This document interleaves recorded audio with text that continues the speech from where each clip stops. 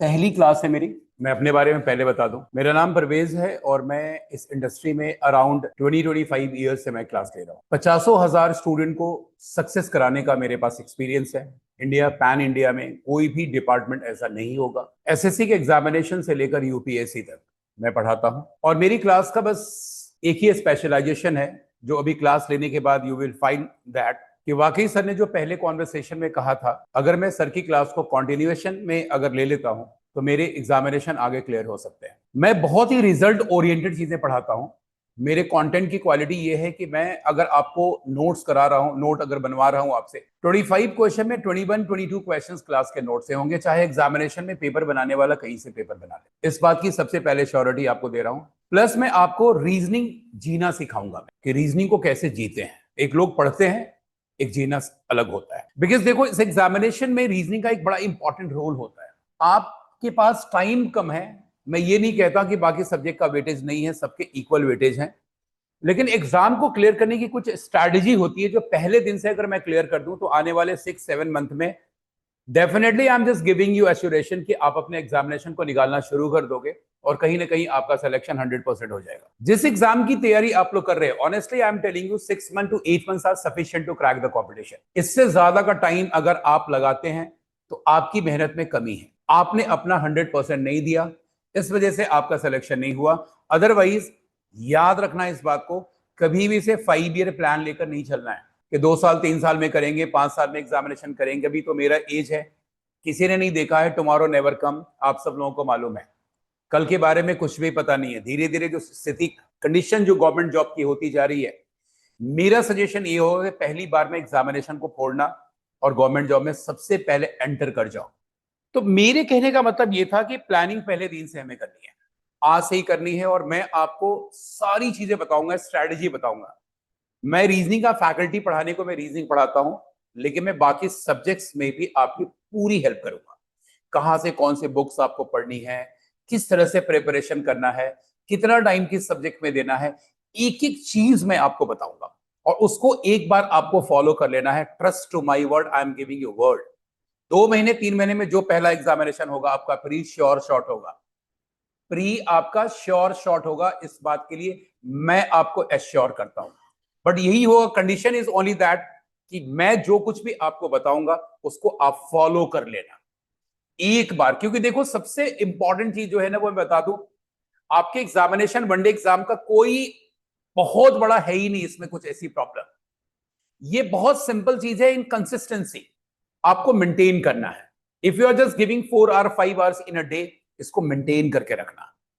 आज हमने 10 घंटे पढ़ाई कर ली, कल हमने बिल्कुल मैं सोता रहा, 2 दिन फिर हमारी पढ़ाई नहीं। जनरली स्टूडेंट का जो होता, मैं आपको बता दूं कि आज किसी ने मोटिवेट किया, घर गए भाई, टेबल वेबल क्लीन किया, बुक बुक सब निकाला, आज बिल्कुल छा जाना है आज पूरी दुनिया पे, है ना। और स्टडी टेबल पे बैठे और बैठने के बाद क्योंकि काम करके थक गए, अलार्म लगाया कि भाई रात में 4 बजे उठूंगा मैं। जो जनरली स्टूडेंट करता है, 4 बजे उठूंगा, और 4 बजे अलार्म लगाने के टाइम में उसने 3-4 अलार्म लगाए। 4 भी लगाया, 4:15 भी लगाया, 4:30 भी लगाया। पहला अलार्म बंद, दूसरा अलार्म बंद, तीसरा अलार्म बंद। उसके बाद शायद थोड़ी सी हिम्मत अगर हुई तो आप उठ पाए। अलार्म एक ही होना चाहिए। This is called discipline. तो आपको वो सारी चीजें मैं आपको बताऊंगा, सब्जेक्ट्स में कितना आपको आवर्स लेना है, कितने आपको टाइम कहां कहां पे देना है, कौन कौन से बुक आपको पढ़नी है और किस तरीके से आपको अपनी तैयारी करनी है, वो सारी चीजें मैं आपको बताऊंगा। मैं नोट करा दूंगा। आज पहली क्लास है, पहले मैं अपने सब्जेक्ट के बारे में आपको बता दूं, उसके बाद जो चीजें। One more thing I want to tell you, मैं जो आपको रीजनिंग पढ़ाऊंगा, मैं जानता हूं कि आप लोग पढ़कर आए हो, इस बात से मैं बिल्कुल श्योर हूं कि यहाँ पे आने वाला बच्चा पढ़कर आया होगा, लेकिन पहले क्वेश्चन से ही आपको डिफरेंसेस समझ में आ जाएगा कि सर आपको क्या पढ़ा रहे हैं। सिलेक्शन कहां पे रुकता है, किस वजह से रुकता है, तो जो बाकी मार्केट में चीजें चल रही है, in fact I am telling you, उस तरह के question train, I don't want to criticise anyone, मैं ये नहीं कह रहा हूं, but the things I am providing you, जो चीज मैं आपको दे रहा हूं, डेफिनेटली आई कैन से कि वो चीजें बहुत ही कमाल की होगी और आपको मजा आने वाला है क्लास में। आज अब अपने बात को यहीं पे मैं फिनिश करता हूं, टॉपिक शुरू करता हूं पहले। और टॉपिक शुरू करने से पहले एक चीज होगी, सिलेबस होगा, लेकिन सिलेबस की बात हम बाद में करेंगे। क्योंकि यहां पर मैं आपको बता दूं, रीजनिंग में दो सेक्शन आपको पढ़ना है, एक होता है वर्बल का और दूसरा नॉन वर्बल का होता है। The question which are related to picture, जो भी फिगर से रिलेटेड क्वेश्चन होते हैं उसको नॉन वर्बल की कैटेगरी में रखते हैं, और बाकी वर्डिंग वाले क्वेश्चन जो भी होते हैं वो वर्बल के सेक्शन में आते हैं। कोडिंग डिकोडिंग हो गया, ब्लड रिलेशन हो गया, डायरेक्शन के क्वेश्चन हो गया, रैंकिंग का क्वेश्चन हो गया, सेटिंग अरेंजमेंट हो गया, this is the part of verbal. Apart from this, अगर पेपर कटिंग की बात करें, मिरर इमेज की बात करें, वाटर इमेज की बात करें, कंप्रेशन ऑफ फिगर की बात करें, एम्बेडेड फिगर की बात करें, ये सारे पार्ट जो होते हैं वो नॉन वर्बल की कैटेगरी में आते हैं। तो शुरुआत करता हूं मैं आज की क्लास की। आप सब लोग अपना पेन और पेपर संभाल लें, और एक टॉपिक से मैं शुरू करूंगा which is really very prominent topic, but इसमें आपको आज डिफरेंसेस दिखेगा। आप चाहे कहीं से भी पढ़कर आए हों, आपको लगेगा अरे यार यही तो पढ़ना था हमें, कृपा तो यहीं रुकी हुई थी, तो ये पढ़ना है हमें ये चीजें। और आप लोग डेफिनेटली बहुत ही खुश होंगे, आप लोग क्लास के बाद बहुत अच्छे से आप लोग एंजॉय करेंगे क्लास को और एक एक चीज समझ के जाएंगे। आप में से मैं किसी को नहीं जानता हूं, लेकिन मुझे खुद पे भरोसा है कि मेरी क्लास के बाद ये टॉपिक आपका डेफिनेटली आज के बाद आप किसी भी एग्जाम के पेपर को उठाएंगे, आप इससे क्वेश्चंस को आराम से बना पाएंगे। तो कोडिंग डिकोडिंग मैं शुरू कर रहा हूं, and before going to start coding decoding, एक ट्रिक आपको सबसे पहले मैं लिखवाना चाहता हूं, ये आप अपने नोटबुक में लिखेंगे। CFILORUX, CFILORUX, और मेरे भाई मेरे दोस्त ये 3 के टेबल में है, इसको याद रखना। ये 3 के टेबल में है, ये है भाई। इसका फायदा क्या है मैं आपको बता दूं। इंग्लिश अल्फाबेट की कोई भी लेटर आज के बाद 1 सेकेंड लगेगा, नेक्स्ट लेटर के लिए आपको +1 करना है, प्रीवियस लेटर के लिए आपको -1 करना है। पूरे मार्केट में, पूरे हिंदुस्तान में बाकी सारे लोग इजोटी पढ़ाते हैं, आपने भी पढ़ा होगा, बुक में देखा होगा। आपकी स्माइल बता रही है कि आपको भी इजोटी के बारे में पता है। अब ये इजोटी 5 के बेस पर है, मतलब लिखने के बाद भी, याद करने के बाद भी आपको टिप्स पे काउंट करना पड़ता है, और जब टिप्स पे काउंट ही करना होगा तो हम ABCD ही क्यों ना काउंट कर लें, अगर ये करना है तो याद रखेंगे CFILORUX आपको याद रखना है, और शॉर्ट में इसको बोलेंगे CFI लोरुक्स। क्या बोलेंगे, एक बार दोहराओ मेरे साथ, CFI लोरुक्स बोलेंगे। किसी मेडिसिन के नाम की तरह इसको याद कर लेना है। और सबसे अच्छी बात है इसमें कि 3 के टेबल में है, जो आप सब लोगों को याद है। स्माइल कीजिए आप लोग, यही अगर 18 और 19 का टेबल होता तो शायद आपको मल्टीप्लाई करना पड़ता। ये 3 का टेबल है जो आप सब लोगों को याद है। तो हमें क्या करना है, CFILORUX आपको याद रखना है। और यहां पर देखो इसका यूज कैसे करना है। Suppose anyone asking, sir S की पोजीशन क्या होगी।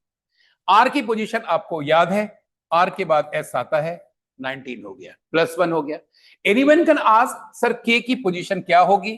के एल से पहले आता है और पोजीशन क्या हो जाएगा, 11। सो 1 बिफोर 1 आफ्टर का कॉम्बिनेशन है। बाद वाले के लिए आपको +1 करना है, प्रीवियस वाले के लिए आपको -1 करना है। क्लियर हो गया ये पार्ट। तो एक बार यस सर बोलोगे, जितना सीरियस रहोगे तो फिर उतने एग्जाम से दूर होते चले जाओगे। सीरियस नहीं होना है, और कम्युनिकेशन बना के रखना। वो सिस्टम चला गया गुरुकुल वाला, जो टीचर कुछ भी पढ़ा रहा होता है, बच्चा चुपचाप से सुन रहा होता है। जितना टू वे कम्युनिकेशन रखोगे टीचर के साथ, जितना इंटरेक्शन बना के रखोगे, उतनी जल्दी सब्जेक्ट को सीखोगे भी, और उतनी जल्दी आपका एग्जाम भी क्लियर होगा। तो CFILORUX सबको याद है, तो एक बार यस सर बोलो। अब मैं आ रहा हूं इसके नेक्स्ट पार्ट पे। इसके बाद एक चीज और आपको याद रखना है, और वो है ऑपोजिट लेटर। याद रखना मेरे दोस्त मेरे भाई, ऑपोजिट लेटर को आजकल मिरर कोड भी कहा जाता है, तो कहीं पे कंफ्यूज मत होना। मिरर कोड भी कहते हैं। और मिरर कोड का मतलब क्या होता है, जरा मैं आपको बता दूं। देखो, बस यहां पे कंसंट्रेट करके रखना भाई, सारी चीजें टिप्स पे होगी और कोई दिक्कत आपको नहीं होगी।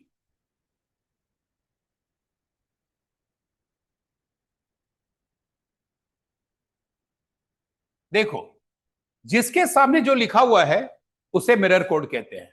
यानी ए का ऑपोजिट जेड होता है, बी का ऑपोजिट वाई होता है, सी का ऑपोजिट एक्स होता है, डी का ऑपोजिट डब्ल्यू होता है, ई का वी होता है, एफ का यू होता है, जी का टी होता है। ऐसे आपके टिप्स पे भी होना चाहिए।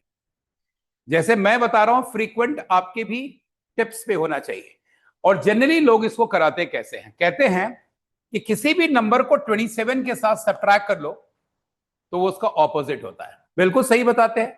जैसे सपोज करो कि आई का ऑपोजिट आपको निकालना है, आई की पोजीशन 9 होती है, 27 में 9 माइनस करोगे तो आ जाएगा 18, और 18 आर की पोजीशन होती है, यानी आई का ऑपोजिट क्या हो गया? आर हो गया। लेकिन मेरे भाई, अगर सेंटेंस दे दिया गया, इनफैचुएशन दे दिया गया, यूनिवर्सिटी दे दिया गया, या सेटिस्फैक्शन दे दिया गया, ऐसे बड़े बड़े वर्ड आ गए तो कितनी बार आप माइनस कर पाओगे?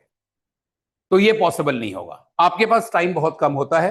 तो आपको एक बहुत शानदार तरीका सिखा देता हूं, अभी के अभी आपके टिप्स पे आ जाएगा, और आज के बाद सब कुछ आप भूल सकते हैं अपने लाइफ में। आप मिरर कोड नहीं भूल पाएंगे, गारंटी के साथ। बस आपको यहां पर देखना है कि सर आपको क्या बता रहे हैं। देखो सब लोग, ए से होता है अमिताभ बच्चन, और जेड से होता है जया बच्चन, अमिताभ बच्चन की वाइफ जया बच्चन। अब जरा देखो भाई, बी वाई से आपको याद रखना है बाय, टाटा बाय बाय। क्या याद रखोगे? Tata bye bye. सी से होता है क्राइस्ट, और एक्स से बता दो मेरे बच्चे क्या होता है? एक्समस। अब यहां से एक मैं जादू करने वाला हूं तुम्हारे ऊपर। पहले वाले का मैं बोलूंगा, दूसरे वाले का ऑटोमेटिकली तुम्हारे माइंड में आएगा दूसरा क्या है। पहले वाला जैसे मैं लिखूंगा ना, दूसरा ऑटोमेटिकली तुम्हारे माइंड में आएगा। और डी से होता है डोर, तो डब्ल्यू से एक बार बता दो। बोलो भैया, अब तो बोलना शुरू करो। डी से डोर, डब्ल्यू से विंडो होगा। ई से अगर हम कहते हैं एम्प्टी, तो वी से मेरे भाई क्या होगा? वेकेंट, आपने पढ़ा होगा। अब मुझे बताओ, दिस इज नॉट फेयर, तो आप क्या कहते हो? Sir this is unfair. तो फेयर का क्या होगा? अनफेयर होगा। मैं कहता हूं बेटा, जब तक कुछ दोगे नहीं तब तक कुछ ले नहीं सकते, तो गिव का ऑपोजिट क्या होगा? टेक हो जाएगा। एच से होता है हाई, एस से मेरे भाई क्या होगा? स्कूल हो जाएगा। आई से होता है इंडियन, तो मेरे भाई आर से क्या होगा? रेलवे हो जाएगा। जे से जैक, आप लोगों ने कार्ड में देखा होगा, प्लेइंग कार्ड में जे से जैक होता है, और क्यू से क्या होता है? क्वीन होता है। और के से कान कर दो, पी से पुर कर दो, कानपुर। एल से करोगे लाइट, ओ से करोगे ऑफ, और लास्ट वाला आपको बताना है। एम से अगर मॉर्निंग होगा तो एन से मेरे भाई, एन से नाइट हो जाएगा। अब ये ऑपोजिट है। अब एक मैं बोलूंगा, दूसरा आपको बोलना है, फिर लिखना आप लोग। ए से अमिताभ, जेड से जया, बी वाई से, सी से क्राइस, एक्स से, डी से डोर, डब्ल्यू से, ई से एम्प्टी, वी से, एफ से फेयर, यू से, जी से गिव, टी से, एस से हाई, एस से, आई से इंडियन, आर से, जे से जैक, क्यू से, के से कान, पी से, एल से लाइट, ओ से, एम से मॉर्निंग, एन से। सब लोगों के टिप्स पे आ गया। नोट कर लो भाई इसको। देखो सबको याद हो गया, सब लोग खुद से लिख रहे हो, ये सबसे अच्छी बात है कि बस ये याद होना जरूरी था, और वो आपको हो गया है, टिप्स पे आपके आ गया है, और अब आपके लिए इजी होगा। Now I am just going to start the type of coding decoding, और अब आप लोग क्वेश्चन को देखना कि किस तरह से क्वेश्चन को करना है। I think you will have done. Okay, चलो जी, अब आ जाओ टाइप 1 पे। और टाइप 1 पे सबसे पहला क्वेश्चन लिखोगे आप लोग। Project is coded as CEOPRT, plane is coded as ELNP, Wone is coded as NW, then what should be for planes? एक बार आपको इस क्वेश्चन को ट्राई करना है, फिर मैं बताऊंगा कि इस क्वेश्चन का आंसर कैसे निकालना था, क्या निकालना था। आप अपने आंसर को अपने नोटबुक में लिखना, then I will tell you what is your answer. फिर तुम्हारे चेहरे पे स्माइल होगी, अरे यार सर ने कैसे देख लिया। देखो 40% 50% चीजें तो तुम्हें समझ में आ गई है, मैं थोड़ा सा हेल्प तुम्हारी कर रहा हूं, इतनी चीजें आपको समझ में आ गई। सब लोग बोर्ड पे कॉन्सेंट्रेट करना। देखो यहां पर 7 लेटर है, यहां पर 6 है, यहां पे 5 है, यहां पे 4 है, यहां पे 3 है, यहां पे 2 है, यहां पर 7 है, आगे 6 होगा। ये इतनी बातें सबको पता चल गई है। सेकेंड चीज भी आपको मालूम है कि इसमें कौन सा लेटर एलिमिनेट हो रहा है। तो आपका आंसर मैं सुन पा रहा हूं, आप ये लोग कह रहे हो कि सर एग्जैक्ट मिडल वाला लेटर, यानी यहां से जे को हटा दिया गया, यहां से ए को हटा दिया गया, यहां से ओ को हटा दिया गया और यहां से एन को हटा दिया गया। अब यहां पे शुरू होगा कंफ्यूजन कि आप क्वेश्चन का आंसर को कैसे निकाल सकते हैं। आप क्या करोगे, यहां पे सी ले लोगे, यहां पर एच ले लोगे, यहां से ई ले लोगे, यहां से टी ले लोगे और आप अपने क्वेश्चन को इस तरीके से अरेंज करके S T I P L S बना लोगे। कुछ लोगों के नोटबुक में S T I P L S होगा, लेकिन इस क्वेश्चन को कैसे करना था अब जरा समझना, ये आपके क्वेश्चन का आंसर नहीं है। यहां पे जो लेटर रिमेनिंग बचता है, यानी आपके पास बचा PROECT, please open your mouth. बोलोगे नहीं अगर क्लास में, मैं आपको बता देता हूं लर्निंग नहीं हो पाएगी। बचपन में पिट के जो पढ़े तुम ना, आज तक तुम्हारे टिप्स पे है। रीजन मीन्स ओनली दैट बोल बोल कर आपने चीजों को सीखा था। क्लास में अगर चुपचाप से बैठे रहोगे, वेरी डिफिकल्ट टू अंडरस्टैंड, बोलना पड़ेगा भाई थोड़ा सा। अब देखो PROECT बचा है, अब इस लेटर को आपको इंग्लिश अल्फाबेट के ऑर्डर में अरेंज करना है। यानी सबसे पहले क्या आएगा, सी आएगा, उसके बाद ई आएगा, उसके बाद ओ आएगा, फिर उसके बाद पी आएगा, फिर उसके बाद आर आएगा, फिर उसके बाद टी आएगा। देखो CEOPRT लिखा हुआ है। अब आपके पास PLITHS है, क्या करोगे, सबसे पहले लोगे आप एच, एच के बाद आई, आई के बाद एल, एल के बाद पी, पी के बाद एस और एस के बाद टी होगा और यही होगा आपके क्वेश्चन का right answer. So in this way we will have to make answer, और ये प्रोसेस होगा क्वेश्चन के आंसर को निकालने का। HILPST होगा और ये आपका राइट आंसर है। तो टाइप 1 में आप लोग लिख लेना coding with alphabetical order. Type 1 में लिख दोगे कोडिंग विद अल्फाबेटिकल ऑर्डर। अभी बता दूंगा, इस क्वेश्चन में देखेंगे, है ना। चलो इस क्वेश्चन का आंसर बताओ एक बार। आ गया सबका? बिल्कुल आना चाहिए और डैम श्योर 100% आना चाहिए। अब देखो जिन लोगों को पहली बार में समझ नहीं आया था, ध्यान देना सब लोग। 5 लेटर है, यहां पे 4 आ गया है। 3 लेटर है, यहां पे 2 आ गया है। 7 लेटर है, आगे 6 आ जाएगा। एग्जैक्ट मिड वाले लेटर को हटाना है। देखो इसमें ए आपको दिखाई नहीं दे रहा है, इसमें आपको डब्ल्यू दिखाई नहीं दे रहा है, यानी एग्जैक्ट मिड वाले को हटाएंगे तो यहां से आपको डी को हटा देना है।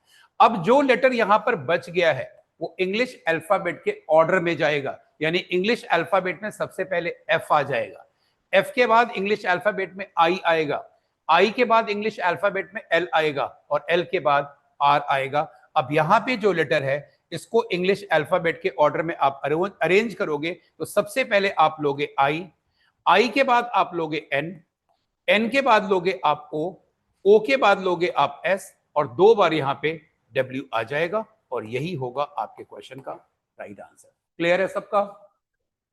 अब यहां पर एक बात आपके माइंड में आनी चाहिए थी, आई डोंट नो आई कि नहीं आई।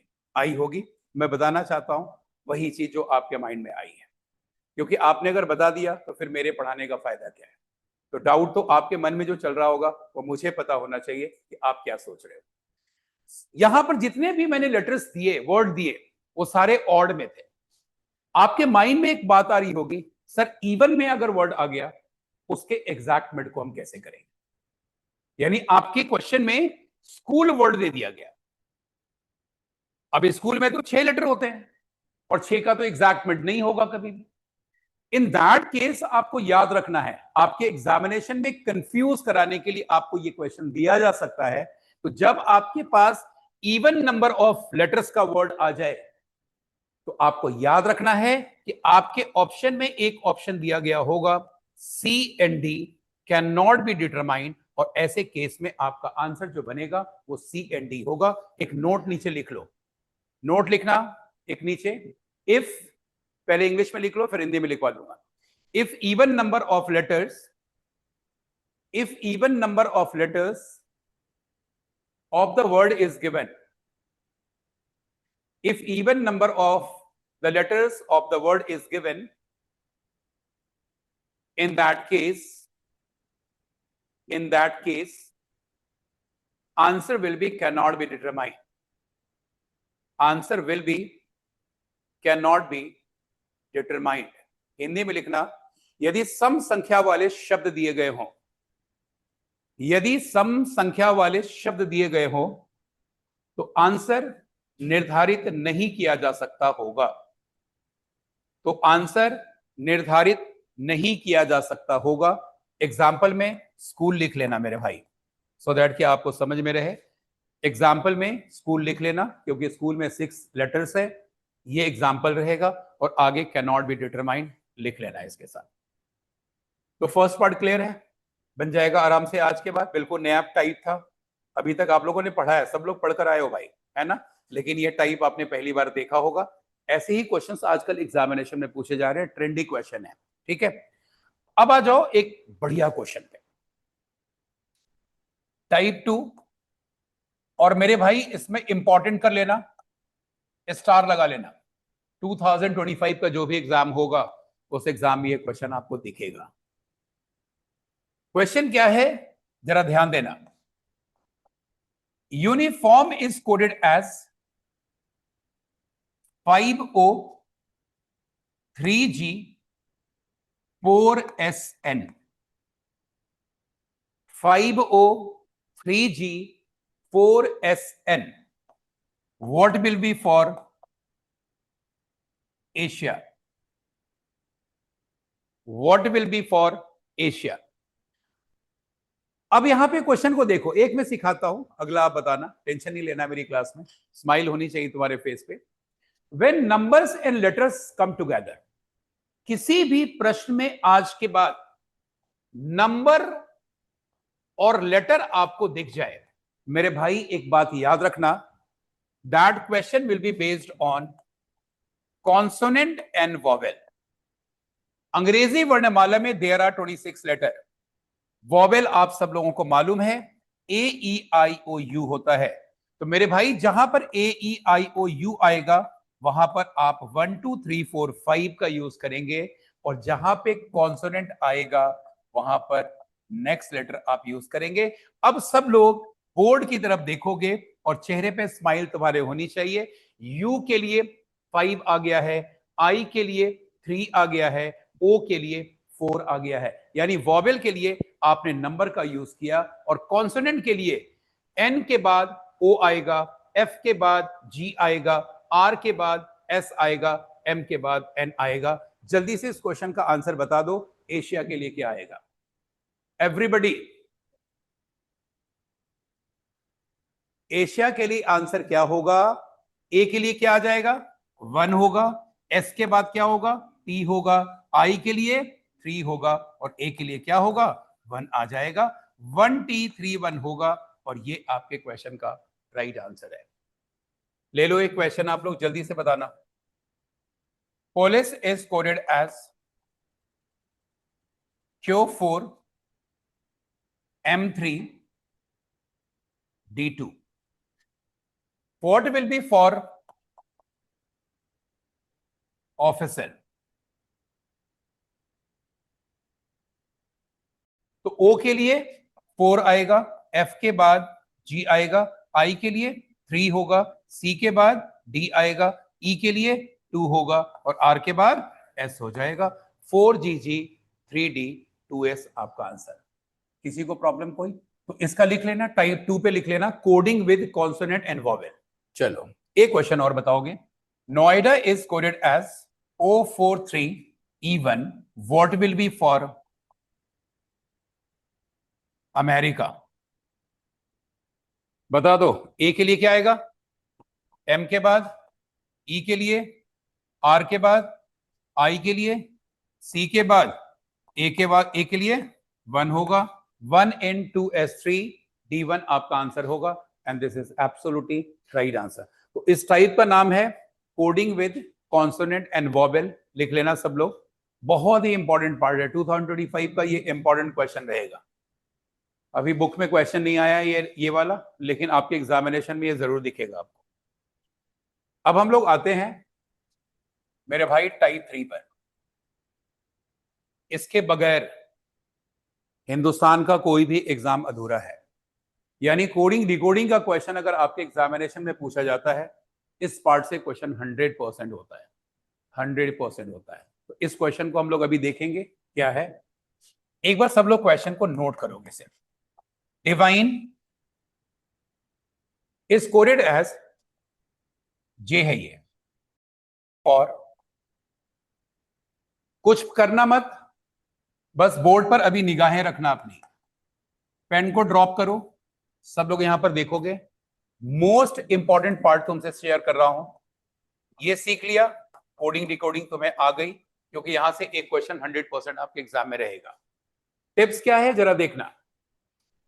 5 लेटर्स का अगर वर्ड होगा, 5 लेटर्स के वर्ड के लिए कॉम्बिनेशन 212 का होगा। 6 लेटर के वर्ड के लिए कॉम्बिनेशन 33 का होगा। 7 लेटर के वर्ड के लिए कॉम्बिनेशन 313 का होगा। 8 लेटर्स के वर्ड के लिए कॉम्बिनेशन 44 का होगा। अब ये क्या है अभी आपको समझ में आएगा, लेकिन एक बार मुझे बता दीजिए पहले, इसमें ऑड अगर आपका होता है तो फर्स्ट और लास्ट को इक्वल करना, बीच में 1 कर देना, फर्स्ट और लास्ट को इक्वल करना, बीच में 1 कर देना, और जब इवन होगा तो आपको बराबर बराबर भागों में बांट देना है। तो अब मुझे बताओ एक बार, 5 के लिए कॉम्बिनेशन क्या बनेगा? 212 का, 6 के लिए 33, 7 के लिए 313, 8 के लिए 44, अगर 9 आ गया 414 होगा, और 10 आ गया तो 55 होगा। अब जरा देखो ये क्या था, इसको जरा समझना। 5 अगर है तो क्या करेंगे, 6 है तो क्या करेंगे, इसको बस देख लो।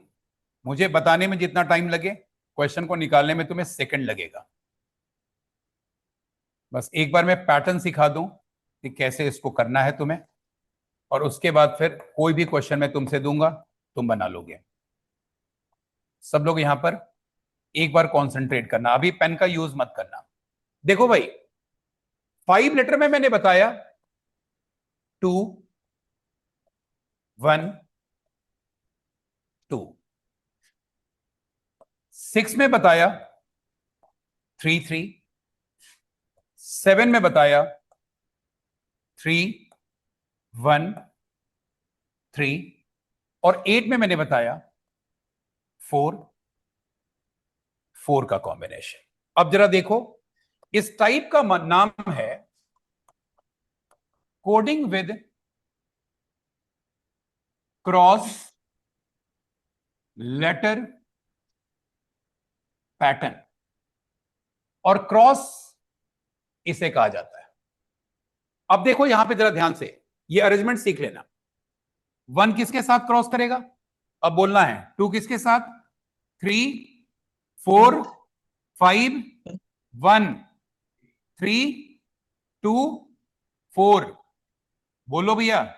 6 5 1 3 2 4 5 7 6 1, लास्ट वाले के साथ 1 4 2 3 5 8 6 7। अब देखो आंसर कितना इजी है तुम्हारे लिए। तुम्हारे पास वर्ड है डिवाइन, सब लोग अब बोर्ड की तरफ देखना भाई, और डिवाइन के लिए कोड है WJEFOJ,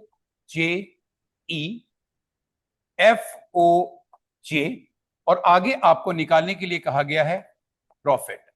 मुझे बताओ डिवाइन में कितने लेटर, कितने का सेगमेंट बनेगा? 3 का बनेगा। बहुत बढ़िया, हो गया भाई आपका काम। और अब आज के बाद कैसा भी क्वेश्चन आप बड़े आराम से बना लेंगे। सब लोग देखिएगा। डी के बाद क्या आता है? पी के बाद क्या होगा? बोलते जाओ। डी के बाद क्या था? पी के बाद क्या होगा? वी के बाद क्या आता है? ओ के बाद क्या होगा? आई के बाद क्या होता है? आर के बाद क्या होगा? आई के बाद क्या होता है? एफ के बाद क्या होगा? ई के बाद क्या होता है? टी के बाद क्या होगा? एन के बाद क्या होता है? आई के बाद क्या होगा? आपका आंसर बन गया पी एस क्यू यू जे जी, और यही आपके क्वेश्चन का करेक्ट आंसर होगा। अब आप लोग पूरे बोर्ड को कॉपी कर लो एक बार। पूरा बोर्ड कॉपी करना भाई, मोस्ट इंपॉर्टेंट पार्ट है। रहेगा रहेगा, हर साल क्वेश्चन रहता है यहां से। इस पैटर्न को बस ध्यान रखना, क्रॉस कैसे करना है ये मैंने इसमें सिखा दिया है सबको। बस क्वेश्चन को देखते के साथ पहले क्वेश्चन लिख लेना, उसके आगे का कोड लिख लेना, और जो क्वेश्चन में कहा जा रहा है उसको लिख लेना, और इसी के अकॉर्डिंग आगे वाले को आइडेंटिफाई करना। एक क्वेश्चन ले लो। Pose is coded as BPQ DEFI. What will be for profile?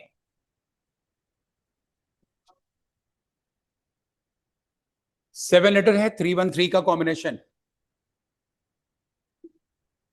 Everybody will give answer. अब 7 था। देखो, मैंने आपको सिखाया कि आप ऐसे क्वेश्चन को सबसे पहले लिख लो, जो कोड दिया गया है उसको लिख लो, जो आपसे पूछा गया है वो लिख लो, और फिर कॉम्बिनेशन आप एस्टैब्लिश करो। मींस 3 सबसे पहले लेंगे, फिर 1 लेंगे, फिर 3 का कॉम्बिनेशन होगा। यहां भी हम 3 लेंगे, 1 लेंगे, और 3 का कॉम्बिनेशन होगा। पी के बाद क्यों होता है, यहां भी पी के बाद क्यों, ए के बाद बी आता है, ओ के बाद पी, ओ के बाद पी आता है, आर के बाद एस, सी के बाद यहां पे डी था ना, डी है, सी के बाद डी आता है, एफ के बाद जी होगा, एच के बाद आई आता है, आई के बाद जे होगा, डी के बाद ई आता है, ई के बाद एफ होगा, ई के बाद एफ आता है, एल के बाद एम हो जाएगा, और आपका answer P S Q G F M J. Raise your hand. आप लोग में से कितने लोगों का सही था? सबने बना लिया, very nice. This is called 100% result. बना आपका? बन गया, सेम था, वेरी नाइस। एक और ले लो आप question. BNVIZUJO, what should be for equation? There are 8 letters in the word, so make sure you will have to make section by 4. 4 को क्रॉस करो। इट विल टेक टाइम, ऐसे नहीं बनाना है, सर जैसे सिखा रहे हैं वैसे बनाना है। सेक्शन बना लो मेरे भाई, नहीं तो इतना टाइम थोड़ी होगा, तभी तो सर आपको सेक्शन बनाना सिखाया सर ने। नहीं तो ऐसे इतना टाइम रहेगा तो आप जिस एग्जाम की तैयारी कर रहे हो, कोई भी स्टूडेंट एग्जाम को क्लियर कर लेगा। 12 मिनट्स में पूरी रीजनिंग खत्म करनी होती है बच्चे, तब जाकर एग्जाम में बने रहोगे। 4-4 का सेक्शन बनाओ, इतना सिंपल तरीका बता दिया। सोच सोच के आंसर क्यों बनाना है? Why you are giving time so much? अब सेक्शन बना लिया, एच के बाद आई है, ई के बाद एफ है, ए के बाद बी है, ए के बाद बी है, यू के बाद वी है, क्यू के बाद आर है, एम के बाद एन है, यू के बाद वी है, एन के बाद ओ होगा, टी के बाद यू होगा, वाई के बाद जेड होगा, एन के बाद ओ होगा, आई के बाद जे है, आई के बाद जे है, टी के बाद यू है, ओ के बाद पी है, B V R F O P J U. Section बना लो। 3-4-5 सेकंड में क्वेश्चन खत्म होना चाहिए भाई, और स्ट्रैटेजी बहुत इंपॉर्टेंट है। You all are for SSC examination, Delhi police, है ना? टाइम मैनेजमेंट बस करना है, टाइम मैनेजमेंट। 11 से 12 मिनट रीजनिंग में, 3 से 4 मिनट जीएस में। फिर टाइम बचेगा ना भाई, तो बाकी सब्जेक्ट को आपको देना पड़ेगा। अगर आपने 30 मिनट रीजनिंग में लगा दिया, बाकी सब्जेक्ट के पास टाइम ही नहीं है आपके पास भाई, आपका सिलेक्शन वैसे नहीं जाना है। यही चीज मैंने आप लोगों को बताया कि मैं आपको स्ट्रेटेजी बता दूंगा कैसे करना है। और पहली बार मेरा एग्जाम क्लियर ना होगा, आकर मेरे से बात करना भाई, पहली बार में श्योर शॉट। बच्चों को यही नहीं पता है कि एग्जामिनेशन को अटेम्प्ट कैसे लेना है। 1 साल 2 साल तो वो इसी में लगा देता है, वो सब में 50-50% करके बैठा है। जीएस 50% पढ़ लिया, मैथ्स 50% पढ़ लिया, रीजनिंग 50%। अरे नहीं भाई, 2 सब्जेक्ट 100% करो और 2 सब्जेक्ट 70% करो, तुम्हारा एग्जाम निकलेगा, कोई भी एग्जाम निकलेगा। हर बच्चे का एक वीक जोन होता है। किसी की मैथमेटिक्स डिफिकल्ट होती है, किसी को लगता है, किसी को इंग्लिश लगता है, किसी को जीएस लगता है, लेकिन हर किसी का कंफर्ट जोन होता है 1 या 2 सब्जेक्ट, जिसमें उसको लगता है कि यहां से कुछ भी आएगा तो मैं कर लूंगा, है ना। वो 2 सब्जेक्ट आपको पकड़ना 100%। बाकी आप 70-70 करो, आपका एग्जाम देखो पहली बार से निकलना शुरू ना हो जाए। खिचड़ी पकाकर मत रखना, 40-40% कर लिया, 50%, एग्जाम ही नहीं निकलेगा आपका। तो प्लानिंग भी मैं आपको सिखाऊंगा, उसका एग्जीक्यूशन बस आप लोग कर लेना कि हाँ यार सर ने इस तरीके से बताया था करके। और 10 दिन के अंदर आपको इंप्रूवमेंट ना लगने लगे ना, फिर आप बात करना मेरे से। 10 दिन में यू फील दैट कि अब एग्जाम होगा, मेरा निकलेगा, मैंने ट्रैक पकड़ लिया है, अब मेरा एग्जाम हो जाएगा। तो वो आप सब लोग फॉलो करोगे, है ना, इसको ध्यान रखना। तो अभी मैंने आप लोगों को 3 टाइप आप लोगों को बता दिया मैंने। इस 3 टाइप में आप लोग कंफर्टेबल है तो एक बार यस सर बोलोगे, ठीक है। अब मैं आपको दूंगा 4 क्वेश्चन जो आपको अभी सिखाया है, उस चारों क्वेश्चन का आंसर आप लोग निकालेंगे, उसके बाद हम लोग नेक्स्ट पार्ट पर आएंगे। तो चलिए एक बार जो टाइप आपको सिखाया उसके क्वेश्चन एक बार आप लोग बताएं मुझे। Online student, if you find any kind of difficulty you can ask me. इस बार अपेयर हो रहे हो दिल्ली पुलिस में? हो रहे हो तुम लोग अपेयर इस बार? ठीक है, फिजिकली कर रही हो तैयारी, साथ साथ करते रहना वो, है ना। बहुत बच्चों का होता क्या है कि वो तैयारी सोचते हैं कि बाद में करेंगे और फिर रह जाता है। ग्राउंड के चक्कर लगाना भाई, ग्राउंड पकड़ लो अभी से, निकल जाएगा एग्जाम। कोई ऐसा दिल्ली में पुलिस स्टेशन नहीं है जहां पे मेरे स्टूडेंट आज के डेट में इंस्पेक्टर ना लगे हो, कोई ऐसा पुलिस स्टेशन। इतना पढ़ाया, इतना सीपीओ में सिलेक्शन दिलवाया मैंने बच्चों को। हम्म, पेपर के टेंशन नहीं लेना, टेंशन नहीं लेना, आप अपना 100% दो। आप टेंशन अगर ले लोगे ना तो फिर आप एग्जामिनेशन फोबिया रहेगा, आप एग्जाम में आती हुई चीज भी भूल जाओगे। और पता है जब आप तैयार होकर जाओगे ना तो आपको टेंशन नहीं रहेगी। लैक ऑफ प्रिपरेशन जो होता है ना वो टेंशन देता है। तैयारी आपकी नहीं है, आपको एग्जाम निकालना है, प्रेशर है सोसाइटी का, घर के लोगों का, तो दिक्कत होगी। ऑनेस्टी के साथ अपनी प्रिपरेशन करो बस, और बिल्कुल शांत तरीके से करना तैयारी। सफलता शोर मचाती है मेरे भाई, तैयारी तो हमेशा चुप के होती है। चुपचाप से धीरे धीरे अपनी पढ़ाई करते रहो। और अब मैं मिल गया हूं, मुझसे जो भी गाइडलाइंस लेना होगा बाकी सब्जेक्ट्स का I will give you properly. कर लो ना फॉलो, इस बार देखो एग्जाम निकलता है कि नहीं निकलता। बन गया ना, बन गया, very nice. Online student, share your answer. बन गया कि नहीं बना? देखो इस क्वेश्चन में रिक्वेस्ट का दिया हुआ है, अमेज्ड का निकालना है। तो ए के लिए 1 होगा, एम के बाद एन होगा, ए के लिए 1 होगा, जेड के बाद ए आ जाएगा, ई के लिए 2 होगा और डी के बाद ई आ जाएगा। ये होगा आपका राइट आंसर। क्लियर है सबका? यहां पे देखो 2 1 2 को क्रॉस किया गया है, एम के बाद एन आता है, एस के बाद टी आता है, एन टी आ गया भाई। आई के बाद जे आता है, जे आ गया। ई के बाद एफ होता है, एफ आ गया। एल के बाद एम होता है, एम आ गया। अब आगे आपके क्वेश्चन में यहां पे कॉम्बिनेशन आप बनाएंगे, टी के बाद यू होगा, एस के बाद टी होगा, वाई के बाद जेड होगा, ई के बाद एफ होगा और एल के बाद एम हो जाएगा। U T Z F M आपका बनेगा और ये आपका राइट आंसर होगा। तो सेकंड का आप लोगों ने ये बनाया। थर्ड में एग्जैक्ट मिड वाले लेटर को हटाना है, एग्जैक्ट मिड वाले लेटर को हटाना है और उसके बाद बाकी जो बच गए उसको इंग्लिश अल्फाबेट के ऑर्डर में अरेंज करना है। तो 2 बार ई आएगा, फिर उसके बाद एन आएगा, फिर पी आएगा, फिर आर आएगा और फिर टी आएगा। सभी लोगों का सही है तो यस सर बोलो।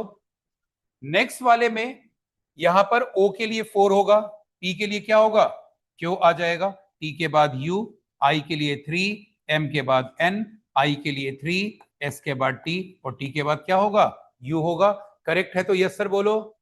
एंड लास्ट वाले में यही है 2 1 2 का क्रॉस करेंगे, ओ के बाद पी, पी के बाद क्यू, देखो मिल गया भाई। आई के बाद जे, देखो जे मिल गया, और टी के बाद यू, एन के बाद ओ, देखो यहां पर मिल गया। सेम चीजें आपको करनी है, एल के बाद एम होगा, एफ के बाद जी होगा, ए के बाद बी होगा, आर के बाद एस हो जाएगा और आई के बाद जे हो जाएगा, और ये होगा आपके क्वेश्चन का राइट आंसर। क्लियर है सबका, बन गया अच्छे से, पक्का। चलो तो ये भी आप लोग सीख गए। अब हम लोग आएंगे टाइप 4 पे। भाई जो स्टार्टिंग में मैंने आपको CFI लॉरुक सिखाया था, अब उसका यूज यहां पर दिखेगा। इस टाइप को आप लिख देना, कोडिंग विद नंबर। पुलिस की तैयारी, रेलवे की तैयारी, SSC की तैयारी करने वाला कोई भी बच्चा इस क्वेश्चन से नहीं बच सकता है। कोई भी बच्चा इस क्वेश्चन से नहीं बच पाएगा। ये क्वेश्चन अभी जैसे लिखूंगा आपको पता चल जाएगा कि हाँ यार ऐसे क्वेश्चन तो देखा था मैंने, ऐसे आते हैं। देखो क्वेश्चन में क्या होता है। क्वेश्चन आ गया कि F बराबर 6, फैट बराबर 27, then what will be for faith. अब ये सिखाने वाला टॉपिक है, पार्ट है जो मैं आपको सिखाऊंगा। अब तक वाला बहुत इजी था, अब मुझे सिखाना है आपको, सब लोग देखोगे। इस क्वेश्चन के लिए मैं आपको टिप्स सिखा देता हूं। टिप्स एंड ट्रिक क्या होगा, क्वेश्चन को देखते के साथ जैसे तुम्हें क्वेश्चन मिले, एक बहुत सिंपल सा काम करना। सबसे पहले तुम क्या करना, लेटर की पोजीशन को तुम सबसे पहले ऐड करना। सबसे पहला काम करेंगे ऐड करना है। कई बार क्वेश्चन को ऐड करते ही मिल जाएगा आंसर, लेकिन कई बार ऐड करने के बाद भी कोई एक्स्ट्रा नंबर ऐड होगा, कोई एक्स्ट्रा नंबर सब्ट्रैक्ट होगा, किसी नंबर से मल्टीप्लाई हो रहा होगा, या किसी नंबर से डिवाइड हो रहा होगा। जैसे आप इस क्वेश्चन को देखो, एफ की पोजीशन 6 होती है, सबको मालूम है। अगर हम लेते हैं फैट, तो एफ की पोजीशन 6 हो गया, ए की पोजीशन 1 हो गया, टी की पोजीशन 20 हो गया। इसको ऐड किया कितना हो गया, यानी आंसर एडिशन पे जा रहा है, डायरेक्ट जा रहा है।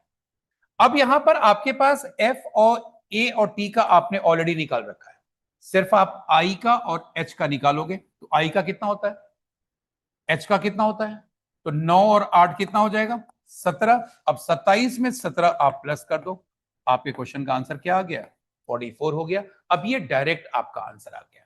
पहले इसको नोट करो अपने एक बार, ये पहले नोट कर लो आप लोग।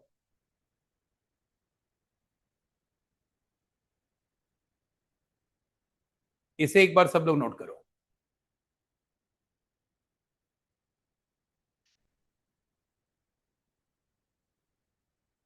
तो सबसे पहला काम करेंगे, लेटर की पोजीशन को ऐड करेंगे, और लेटर की पोजीशन को ऐड करने के बाद फिर आपके क्वेश्चन में कई बार डायरेक्टली आपका आंसर आ जाएगा, लेकिन कई बार कुछ नंबर को ऐड करना होगा, सब्ट्रैक्ट करना होगा, मल्टीप्लाई करना होगा, या फिर डिवाइड करना होगा। तो क्वेश्चन को जैसे मिले, सबसे पहले लेटर की पोजीशन को आप ऐड 100% आप कर लोगे।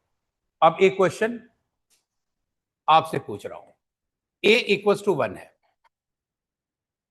a n इक्वल्स टू 30 है, a n d equals to 57 है, ये 30 है भाई, और आपसे पूछा गया है पेस का क्या होगा, और आपके पास ऑप्शन है 90, 100, 120, 150। ये ऑप्शन है, बताओ तो एक बार। लेटर की पोजीशन को ऐड करना सबसे पहले, उसके बाद ही कुछ कनेक्शन एस्टैब्लिश होगा।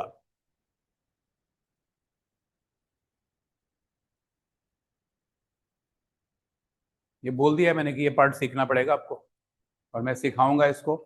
अभी 2-4 क्वेश्चन में बिल्कुल स्मूथ हो जाओगे आप लोग, आराम से आंसर बताने लगोगे।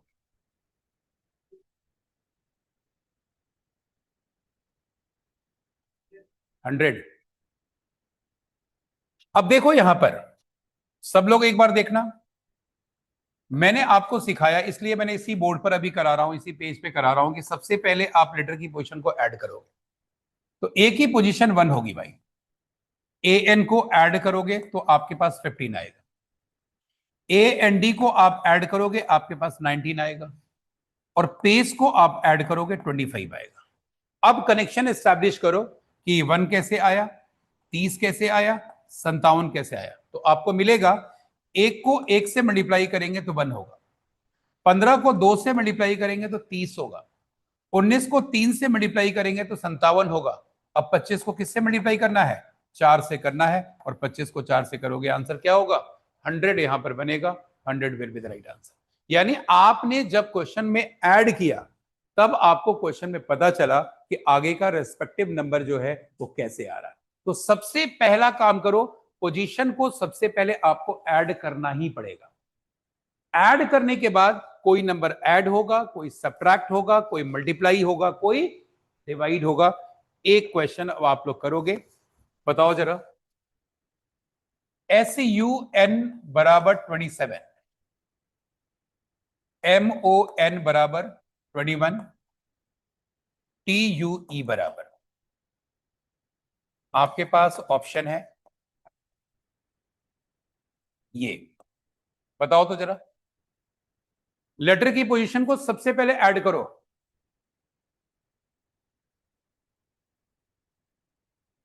फॉलो द रूल्स एवरीवन, जो बात बता रहा हूं उसको करते जाओ, तभी जिद करोगे नहीं सीख पाओगे। सर ने जो सिखाया वो सबसे पहले करो। SUN की पोजीशन को ऐड करो, MON की पोजीशन को ऐड करो, और TUE की पोजीशन को ऐड करो। सबसे पहला काम कर लो ये। देखो, SUN की पोजीशन को ऐड करोगे तो 19, 21 और 14 ऐड किया तो 54 आ गया। MON की पोजीशन को आप ऐड करोगे 13, 15 और 14, ये आ गया 42। अब आपसे पूछा गया है TUE का, यानी 20, 21 और 5, इसको ऐड करोगे 46 होगा। अब आपको देखना है कि ये 27 और 21 कैसे आया। तो मेरे भाई मेरे दोस्त, 54 का हाफ 27 होगा, 42 का हाफ 21 होगा। अब यहां पर भी 46 का हाफ करोगे, आंसर बता दो क्या आएगा, 23 होगा। और ये आपका आंसर। तो ऐड करोगे तब आपको क्वेश्चन में समझ में आएगा कि वहां पर क्वेश्चन में क्या जा रहा है। अगर एडिशन नहीं करोगे तो आप बैठे रहोगे, आपसे क्वेश्चन नहीं बनेगा। एक क्वेश्चन और लो, ध्यान देना सब लोग। D बराबर 12, एज बराबर 39, what will be for bad.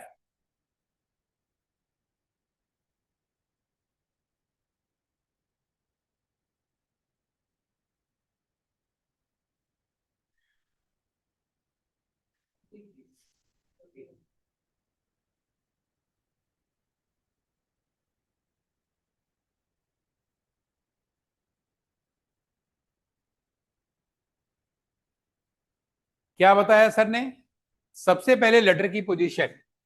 देखो भाई, डी की पोजीशन 4, एज की पोजीशन को ऐड करोगे तो 13 हो जाएगा, यानी 1, 7 और 5 को ऐड करोगे तो 13 हो जाएगा। 2, 1 और 4 को प्लस करोगे तो 7 हो जाएगा। अब नंबर देखो भाई, यहां पर 4 को 3 से मल्टीप्लाई किया 12 हो गया, 13 को 3 से मल्टीप्लाई किया 39 हो गया, 7 को 3 से मल्टीप्लाई करोगे आपके क्वेश्चन का आंसर 21 हो जाएगा। तो सिंपल वे है, सबसे पहले हम ऐड करेंगे, बिना ऐड किए हुए हमें क्वेश्चन का आंसर हमसे नहीं बनेगा, ये हमें ध्यान रखना है। लेकिन इस क्वेश्चन को एक बार आप बता देंगे तभी मैं समझ पाऊंगा कि आप लोग सीख गए हैं। ई बराबर 5, होटल बराबर 12, लैम्ब बराबर क्या होगा आपको एक बार बता। अब इसको देखो एक बार, इस क्वेश्चन को बहुत सिंपल तरीका तुम्हें सिखा दिया, और घर जाओगे ना तो आप कोई भी एग्जाम के इस तरह के क्वेश्चन उठाना आपसे बन जाएगा। फर्स्ट वाले क्वेश्चन में अगर -4 अगर आपने किया है तो आपका आंसर गलत है, क्योंकि इतना सिंपल क्वेश्चन आपके एग्जाम में नहीं देगा कि ग्रीन में 5 लीटर दिया हुआ है तो आपने -5 कर दिया, और रोजी में 4 दिया हुआ है तो -4 कर दिया। नहीं, I am really sorry. Green की पोजीशन को जब आप ऐड करेंगे तो आपको मिलेगा मेरे भाई 49, और रोजी की पोजीशन को ऐड करेंगे तो आपको मिलेगा 77। और अब क्वेश्चन में देखो, 4 - 9 करोगे तो -5 होगा, 7 - 7 करोगे तो 0 होगा, यानी ए ऑप्शन यहां पर बनेगा। यह है आपके क्वेश्चन का राइट आंसर। प्लीज इस तरीके से क्वेश्चन को कनेक्ट मत करना कि ग्रीन में 5 लीटर है तो -5, रोजी में 4 है तो -4, ऐसे हो ही नहीं सकता क्वेश्चन। सेकंड वाले आंसर्स में आप सब लोगों को मालूम है गॉड की पोजीशन 26 लिखा हुआ है, एक ओ एक्स्ट्रा आ जाएगा, यानी 26 में 15 आप प्लस कर दोगे, आंसर क्या बनेगा 41 आपके क्वेश्चन का आंसर होगा।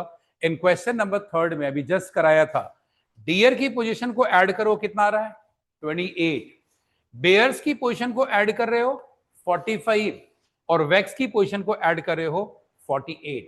अब डियर में 4 लेटर हैं, 48 को 4 से डिवाइड करोगे 7 होगा। बेयर्स में 5 लेटर है, 45 को 5 से डिवाइड करोगे 9 होगा। वैक्स में 3 लेटर है, 48 को 3 से मल्टीप्लाई करोगे 16 आपके क्वेश्चन का आंसर बनेगा। ये होगा और ये आपके राइट आंसर है। क्लियर है ना? बन पा रहा है ना? अच्छे तरीके से कर पा रहे हो सब लोग क्वेश्चन को? एक बार और दूंगा मैं क्वेश्चन, पहले एक सिंगल क्वेश्चन आपको दे रहा हूं मैं, देखो सिंपल क्वेश्चन में तुम कैसे फंसोगे। ABC equals to 84, BCD equals to 87, LMN equals to 117, then XYZ equals to क्या होगा? आपके पास ऑप्शन है 150, 153, 155, 157।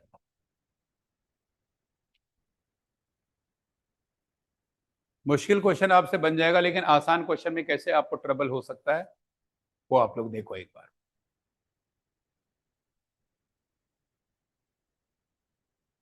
यही होगा एग्जाम में, अवेयर है ना, बहुत इंपॉर्टेंट है। एडिशन सबने कर लिया है? सबने कर रखा है? बताओ तो जरा, मैंने मुझे एबीसी को ऐड किया तो कितना आया, बीसीडी को, एलएमएन को और XYZ को, हो गया आंसर भाई। 6 में 78 प्लस करो, 9 में 78 प्लस करो, 39 में 78 प्लस करो, 75 में 78 प्लस करो, 153 आंसर होगा। इतना सिंपल क्वेश्चन था। देखो भाई, कुछ नहीं था क्वेश्चन में, लेकिन कई बार इतनी सिंपल चीजें भी आपको फंसा देगी एग्जाम में अगर आप अवेयर नहीं हो। अब आपके माइंड में आ सकता है फ्रॉम वेयर 78 कहां से आया? आ रहा किसी के माइंड में? नहीं आना चाहिए। 84 में 6 माइनस करते हैं तो 78 होता है, 87 में 9 माइनस करते हैं तो 78 आता है, यानी जो नंबर यहां पर आ रहा है एक्चुअल पोजीशन से माइनस करके है, तो 78 का डिफरेंसेस यहां पर है, इसलिए आपके क्वेश्चन का आंसर 78 के थ्रू जा रहा था और आंसर बन रहा था। क्लियर है ना? बन पा रहा है क्वेश्चन ना? समझ पा रहे हो ना अच्छे से? कोई डाउट नहीं होना चाहिए, है ना? बिल्कुल क्लियर कट होना चाहिए। सम मोर क्वेश्चन, देखो ये पार्ट थोड़ा सा इंपॉर्टेंट है, थोड़े से और अच्छे अच्छे क्वेश्चंस मैं आपको करा दूं सो दैट कि आपको दिक्कत ना हो। एक दो क्वेश्चन और ले लो। देखो कभी कभी ये 2023 का क्वेश्चन है जो आप कर रहे हो, अभी घर जाओगे बुक निकालोगे आपको मिल जाएगा, तो इस तरह का क्वेश्चन भी करा देना मेरे लिए सही रहेगा, आपको ये ना लगे कि सर ने ये क्वेश्चन छोड़ दिया था। ऑप्शन भी दे देता हूं सो दैट कोई दिक्कत आपको ना हो। सब न्यूली ट्रेंड क्वेश्चन सब है, चलो ट्राई करो एक बार।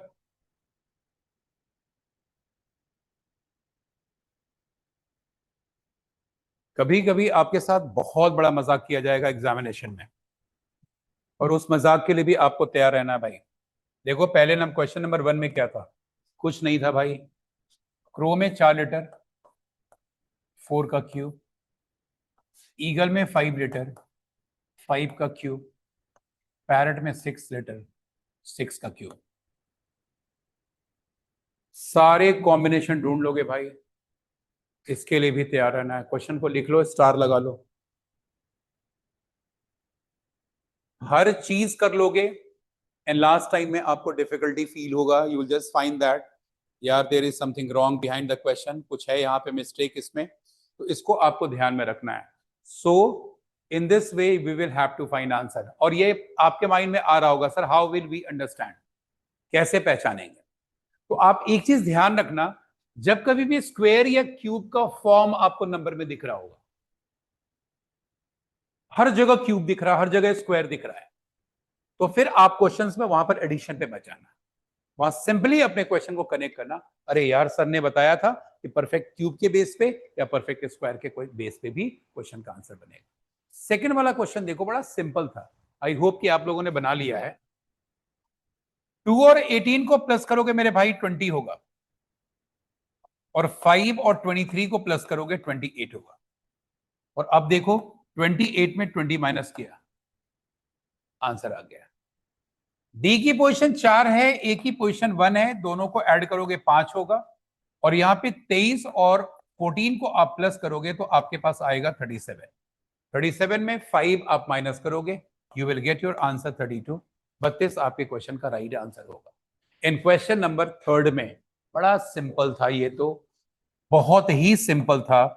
4 इंटू 15 करोगे 60 हो जाएगा, 16 इंटू 9 इंटू 5 करोगे आपका आंसर 720 हो जाएगा। और अब 3 इंटू 1 इंटू 20 आपको करना है, आपके क्वेश्चन का आंसर 60 होगा, and 60 will be the right answer. ठीक है, तो एक चीज मैं आपको बता दूं, सेंट पीटर्स एकेडमी जो अपनी क्लासेस आपको दे रहा है, मेक श्योर कि फैकल्टीज यहाँ पे आपको जो मिलेंगे, क्लासेस आपने मेरी देख ली, होपफुली आप लोगों को बहुत समझ में आया होगा, सारी चीजें जो कुछ भी मैंने बताया आपको क्लियर होगा, कोई डाउट आपके मन में नहीं होंगे। तो मैं एक ही चीज में बिलीव करता हूं कि wherever you are just going to study, कहीं भी आप पढ़ने जा रहे हो, सबसे पहली चीज आप देखो कि वहां पर आपको फैकल्टी के साथ पर्सनल अटेंशन मिल पा रहा है कि नहीं मिल पा रहा है। वो अगर है ना, आज के डेट में हर चीज अवेलेबल है, बट प्रॉपर मेंटोरशिप नहीं मिल पाती है।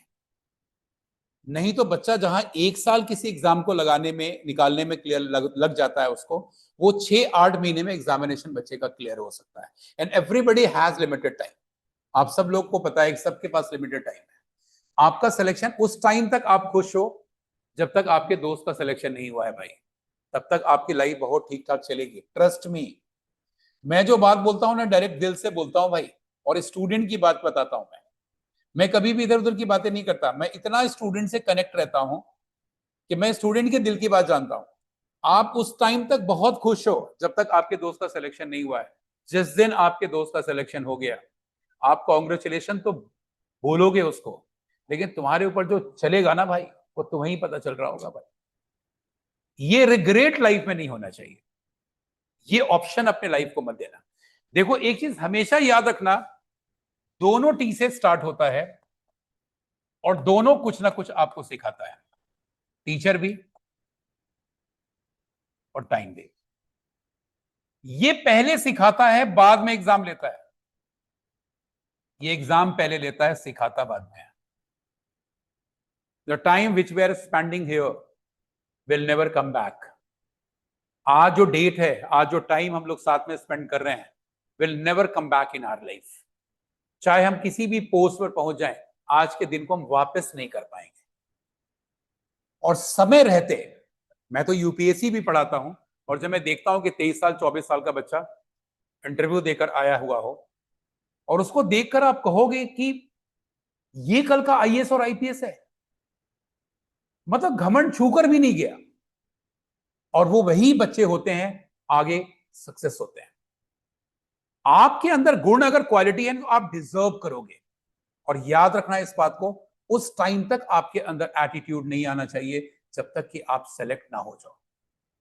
हमें जीवन में हर कोई कुछ ना कुछ सिखाता है, हर जगह से लर्निंग हमें मिल पाती है। मैंने क्या कहा आज जब मैंने क्लास शुरू की तो मैंने कहा I don't want to criticise anyone, all are teachers सब पढ़ाते हैं, लेकिन मैं जो पढ़ा रहा हूं मैं उसकी बात करूंगा कि whatever I am delivering to you. तो एक चीज आपको याद रखना है बच्चे, तैयारी बहुत अच्छे तरीके से करना है। और दूसरी चीज मैं आपको बता दूं कि एवरीबडी हैज 24 आवर्स। आज एक आपको सक्सेस का मंत्रा दे देता हूं आपको, चाहे तो आजमा लेना। 3-4 महीने में अगर तुम्हारा प्री निकलना शुरू ना हो जाए तो नाम बदल देना। इस सेगमेंट को 3 पार्ट में डिवाइड कर लेना। एक तुम्हारे सोने के लिए, प्रॉपर नींद भी चाहिए हो भाई पढ़ने वाले लड़के के लिए, एक तुम्हारे स्टडी के लिए, और एक तुम्हारे डेली वर्क के लिए। बच्चा कर क्या रहा है भाई, यहां पर इसी से बढ़ा दे रहा है, यहां पर इसी से बढ़ा दे रहा है। गारंटी के साथ मैं कह सकता हूं कि जिससे आपकी जिंदगी बदलने वाली है, आज कोई बच्चा अपने घर पे 8 घंटे की पढ़ाई नहीं कर रहा है। गारंटी के साथ बोल सकता हूं मैं, ये आप कर सकते हो। यहां पे 10-10 घंटे लगा सकते हो, यहां पे 10-10, 12-12 घंटे लगा सकते हो। यार एक बात अगर प्रेजेंट अभी देख लिया ना, मोमेंट्री लाइफ अगर आपने देख ली ना, यार सब कुछ ठीक चल रहा है, आगे जिंदगी बहुत डिफिकल्ट है। या तो आज 8 घंटे पढ़कर आगे के जीवन में 12 घंटे काम करने से बच जाओ, या फिर आज 12 घंटे पढ़ लो और बाकी जिंदगी आराम से निकालो। हर चीज टाइम पर हो जाए ना, आप जहां डिले ऑफ सिलेक्शन जो होता है ना, डिससैटिस्फैक्शन देता है। सिलेक्शन में देर होना आपको बैकफुट पे ले जा रहा है, आप ट्रस्ट करो मेरी बात पे। आपको दुनिया का कोई भी इंसान मोटिवेट करेगा, लेकिन आपके माइंड में एक बात तो जरूर रहेगी, यार टाइम लग गया यार, इतना नहीं लगना चाहिए था। और साथ वाले अगर निकलते जा रहे हैं ना भाई, तो वो और मेंटल प्रेशर देगा। तो आपको कुछ नहीं करना है मेरे दोस्त मेरे भाई, इस पार्ट को आप करो। अपार्ट फ्रॉम इंस्टीट्यूट अभी एकाएक 8 घंटे पॉसिबल नहीं है। To be very frank I am telling you कि अभी तो आप नहीं कर पाओगे। तो आपको क्या करना है मेरे भाई, 4 घंटे से आपको अपने घर में शुरुआत करनी है। 4 आवर्स स्ट्रेटेजी बता दे रहा हूं, और इस आर को आगे आने वाले 2 मंथ में 6 to 8 तक पहुंचा देना। 6 to 8 आवर्स तक पहुंचा देना। दूसरी चीज, जो सब्जेक्ट आपको डिफिकल्ट लगता है, जिसकी वजह से आपको लगता है कि एग्जामिनेशन में आप वापस आ सकते हो, उसके लिए क्लास के बाद मेरे से क्लियरली बात करना। तुम लोग अकेले में बैठकर मेरे से बात कर लेना ऑफिस में आकर, सर ये सब्जेक्ट मेरा वीक है, अगर सबके सामने नहीं बता सकते तो, क्योंकि वो ड्रॉबैक होगा, उसकी वजह से आप हर बार अपने एग्जाम से वापस होगे। उस पार्ट पे हम लोग काम करेंगे and I will guide you कि आपको कैसे करना है उस पार्ट को क्लियर। उस पार्ट में आपको क्या, किसी की इंग्लिश अच्छी नहीं है, किसी को जीएस पढ़ने में मन नहीं लग रहा है, जीएस का इतना सिंपल तरीका आपको बता दूंगा, उसको फॉलो कर लेना, वो चीजें हो जाएगी। आपका एग्जाम एमसीक्यू है, आपके पास ऑप्शन है, बस आपको पढ़ना है। और कैसे पढ़ना है I will guide you. English में आपको दिक्कत हो रही, I will suggest which book is important for you, कौन सी बुक को पढ़कर सीधा सीधा क्वेश्चन एग्जामिनेशन में आपको दिख जाएगा, आई विल टेल यू। मैं अपने बारे में कुछ नहीं बताऊंगा, 3 महीने के बाद या 2 महीने के बाद एग्जाम होगा, जितने टॉपिक यहाँ पे क्लास में पढ़ाए हैं, एक एक क्वेश्चन ना मिल जाए, आकर यहीं पे बात करेंगे तुमसे, यही बात करेंगे भाई। तो ये श्योरिटी क्यों है, इतने साल का एक्सपीरियंस, हमें पता है एग्जामिनेशन में पेपर बनाने वाला पेपर कहां से बना रहा है, क्वेश्चन कहां से निकाल रहा है, वो सारी चीजें लाकर आपको करा रहे हैं। कहां से आएगा एग्जाम भाई, फिर क्वेश्चन कहां से आएगा।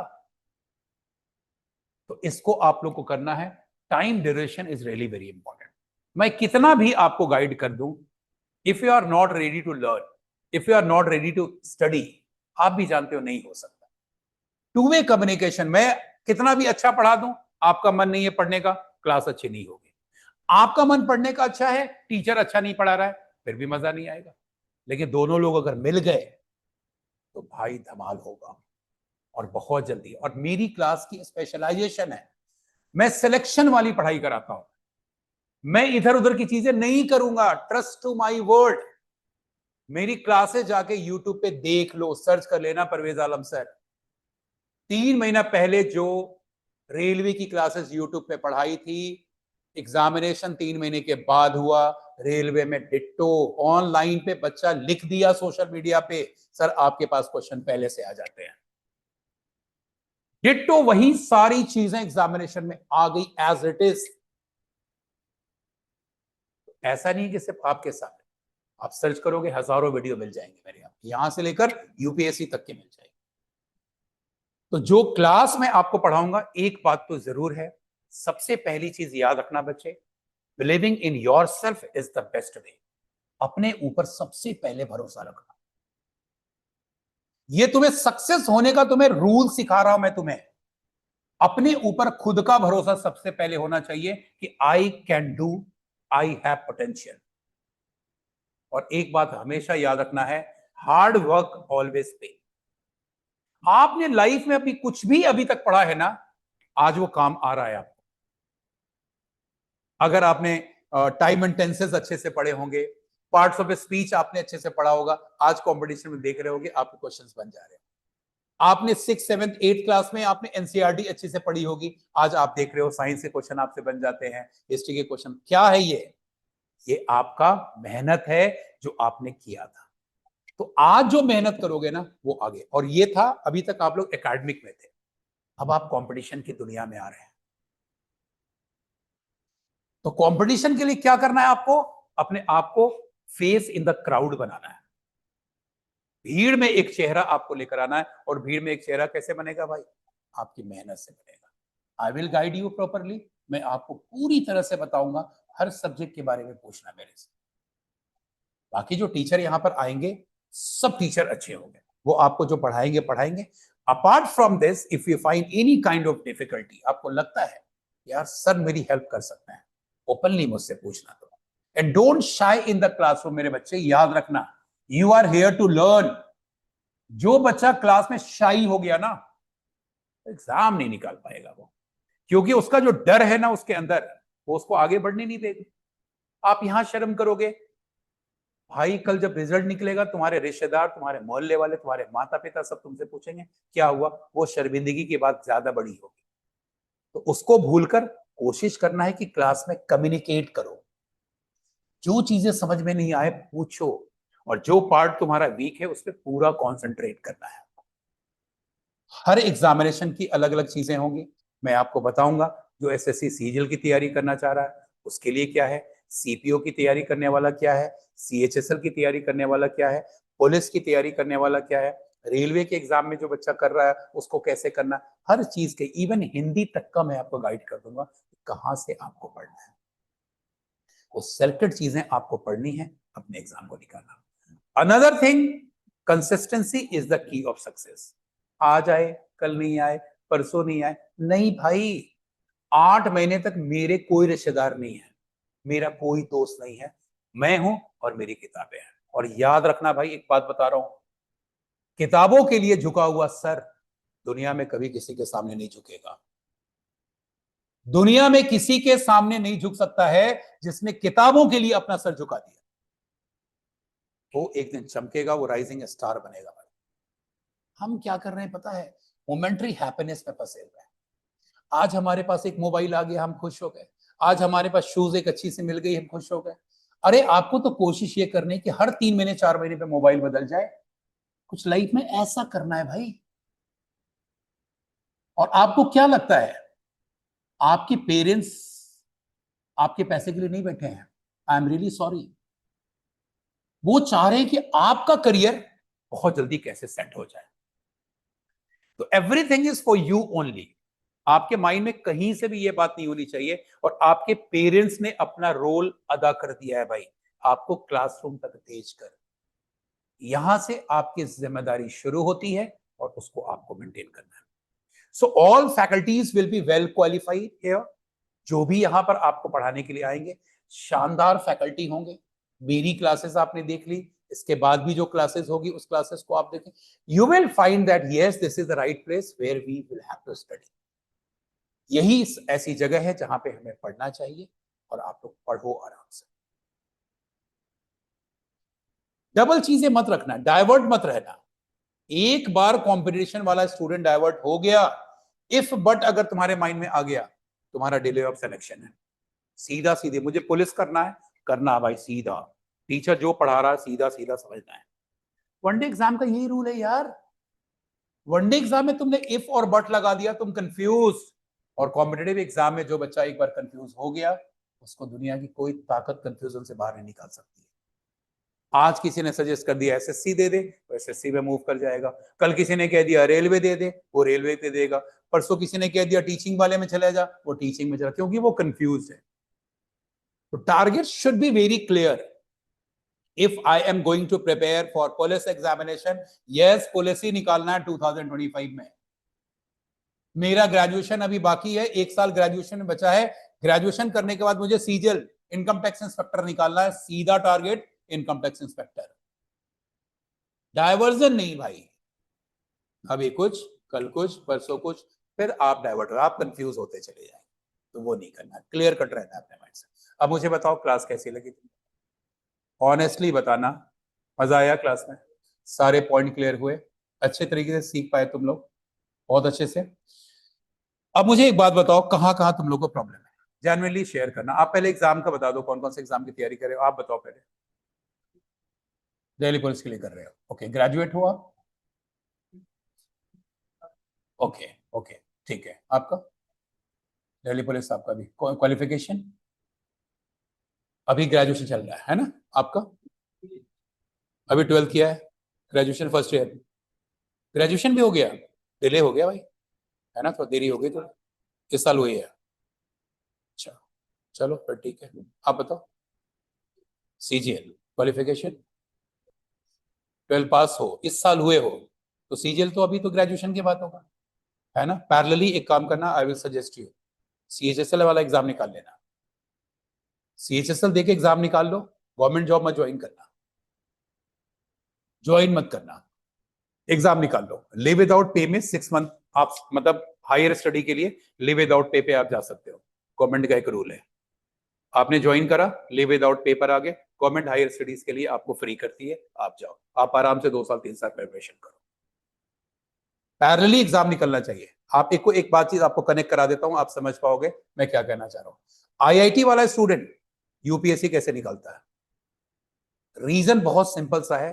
जब वो 18 साल 19 साल का होता है, तो इंडिया का टॉप मोस्ट एग्जाम आईआईटी निकाल चुका होता है, उसका कॉन्फिडेंस हाई लेवल पे होता है, उसने अपने आप को 17-18 साल के एज में प्रूव किया हुआ होता है, व्हाट ही इज और व्हाट शी इज। आई बात समझ में? आपका सजेशन यही होगा आपके लिए, सीएचएसएल अभी सीजीएल के इंतजार में मत रहना कि जब तक मेरा ग्रेजुएशन नहीं होगा तब तक मैं कोई एग्जाम नहीं दूंगा, नहीं, उसके पैरेलली एग्जाम निकालते जाओ। एमटीएस निकालो, सीएचएसएल निकालो, कॉन्फिडेंस रहेगा यार ये भी निकल गया, ये भी निकल गया, अब सीजीएल भी निकल जाएगा। तो पैरेलली एग्जाम को देना, एक्सपीरियंस भी आएगा, एग्जाम क्लियर होगा तो कॉन्फिडेंस भी गेन करोगे। ठीक है, आप बताओ, सीएचएसएल के लिए क्लियर कट है ना? बिल्कुल, वेरी नाइस। तो अभी मतलब अंडर ग्रेजुएट हुआ, परसुइंग है ना, ग्रेजुएशन चल रहा होगा अभी, ठीक है। आपका सीएचएसएल और दिल्ली पुलिस, ठीक है। आपकी क्वालिफिकेशन? अब मुझे एक एक बात बता दो, कौन से सब्जेक्ट से तुम लोग को डर लगता है? जीएस में एक बुक तुम सब लोग के पास होगी, लूसेंट की बुक, सबके पास होती है, पढ़ता कोई नहीं है उसको, होती हर किसी के पास है भाई, और वो सजा के रखा हुआ है ना, हर रोज दिख रही है बुक, लेकिन उस देखकर इग्नोर कर देते हो जैसे पुराना मोबाइल हो, मन ही नहीं करता बिल्कुल। और पहले निकाला तुमने, स्टार्ट किया, सबसे पहले तुम्हें हड़प्पा और मोहनजोदाड़ो मिल गए, फिर और तुम्हारा मन नहीं किया यार स्नानागार पढ़ के हम क्या करना है। तरीका है पढ़ने का, वो बताऊंगा मैं तुम्हें कैसे करना है, सेक्शन वाइज करके मैं बताऊंगा। 15-15 20-20 दिन में एक एक पार्ट तुम्हारा कंप्लीट हो जाएगा, कैसे पढ़ना है। ओल्ड एनसीईआरटी के बेस पर है वो बुक, ओल्ड एनसीईआरटी के बेस पे है, और मैं आपको बता दूं वनडे एग्जामिनेशन के लिए ब्रह्मास्त्र है वो। उस बुक को अगर तुमने पढ़ लिया ना, क्लास में जितनी लेक्चर होगी ना, एक एक चीज तुम्हारे माइंड में फीड होती चली जाएगी। यूपीएससी की तैयारी करने के लिए बच्चा जाता है, सबसे पहले उसको कहा जाता है एनसीईआरटी पढ़ने के लिए। क्यों भाई? क्लास में सबसे पहले एनसीईआरटी शुरू होती है, बच्चा पढ़ा होता है, वो कोरिलेट कर पाता चीजें। तो इसके बारे में बताऊंगा, लूसेंट को कैसे पढ़ना है, उसकी पूरी जानकारी तुम्हें दूंगा। और इसके अलावा तुम्हारा वीक सब्जेक्ट बताओ। इन लोगों ने तो जीएस बताया, आपका अभी कुछ पता ही नहीं है, आपको स्टडी किया प्रिपरेशन, आप बताओ। सेम है, अभी पता नहीं है, अभी आइडिया नहीं लग रहा है आपका। 12th में मैथ्स नहीं था तुम्हारे पास? था मैथ्स 12th में? पीसीएम था तुम्हारा? तो कॉमर्स विद मैथ्स, फिर मैथ्स में क्यों दिक्कत हो रही है? डर क्यों लग रहा है? वो तो निकाल ली किसी तरीके से, मैं समझ गया। 10th में भी हालत बुरी थी, इसका मतलब। तो 11 12 का मैथ्स तो आता ही नहीं है, 9 10 तक का मैथ्स आता है उसमें। हाँ, ट्रिग्नोमेट्री हो गया, मेंसुरेशन हो गया, अलजेब्रा हो गया, इसमें थोड़ी सी प्रॉब्लम होती है। ठीक है, थोड़ी सी होती है। बाल एरिथमेटिक ठीक है तुम्हारा, एरिथमेटिक कर लोगे। प्रॉफिट लॉस हो गया, सिंपल इंटरेस्ट हो गया, कंपाउंड इंटरेस्ट हो गया, ये सब कर लेते हो, है ना। नंबर सिस्टम्स वगैरह बन जाएगा, मतलब ये अभी नहीं, हाँ हो जाएगा, लेकिन है ना डिफिकल्ट लग रहा है, मेंसुरेशन लग रहा है, अलजेब्रा लग रहा है, ये सब थोड़ा सा ट्रिग्नोमेट्री लग रहा है। ठीक है, आपका रिसेंटली आपने शुरू ही किया है?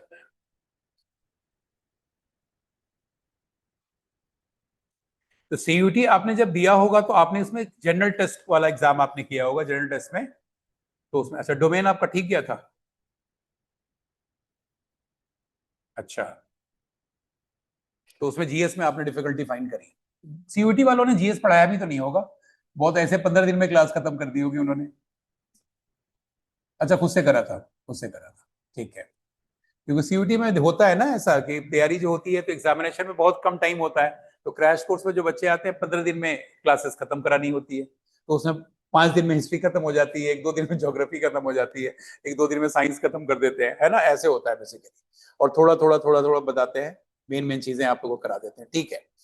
तो कुल मिलाकर जो कॉन्वर्सेशन हमारी हुई उसमें यही है कि अभी जो मुझे लग रहा है कि आप लोग अभी एक तो फ्रेशर हो, आप लोग बहुत ज्यादा अभी एग्जामिनेशन आप लोगों ने कोई अपियर भी नहीं किया है अभी।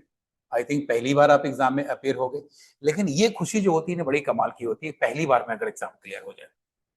तो हम लोग उस पर काम करेंगे, मिलकर काम करेंगे, जिसमें पहली बार में एग्जाम को कैसे निकालें। दिल्ली पुलिस है तो दिल्ली पुलिस श्योर भाई, है ना। सीएचएसएल है तो श्योर सीएचएसएल, इस पे हम लोग काम करेंगे और पहले से तैयार होकर हम जाएंगे। और उसके लिए मैं आपको प्रॉपर वे में मैं आपको गाइड करूंगा। ऑफिस में आकर आप लोग या तो ऑफिस में मेरे से मिल लेना, या फिर ऑफिस में नंबर आप ले लेना, बात कर लेना मेरे से फोन पे। अदरवाइज हमारी अवेलेबिलिटी अगर होगी, फेस टू फेस अगर हम बात करते हैं तो वो ज्यादा इफेक्टिव होता है। वो चीजें जो मैं आपको गाइड कराऊंगा, जो नोट कराऊंगा, वो चीजें ज्यादा इफेक्टिव होगी। और मैं आपसे टाइम कितना लूंगा बता देता हूँ, 6 मंथ का। अपना 6 महीने दे देना था। 6 महीने में तुम्हारा एग्जाम, अगर तुम्हारा गवर्नमेंट जॉब का सपना पूरा ना शुरू हो जाए तुम्हारा, फिर हम लोग बात करेंगे भाई। तो मुझे पता है कि इस एग्जामिनेशन को ऐसे निकलवाना है, इस तरह से तैयारी करानी है, उसको हम लोग करेंगे। बाकी मेरा सब्जेक्ट जो है जैसे चलता रहेगा वैसे प्रॉपर। मैं अपनी क्लास के बाद मैं आपको बता दूं, अपनी क्लास जो भी टॉपिक मेरा कंप्लीट होगा, उस टॉपिक के बाद मैं आपको 50 100 क्वेश्चंस मैं आपको दूंगा प्रैक्टिस के लिए। एक फाइल आपको इसी तरीके से बनानी है एग्जामिनेशन तक के लिए।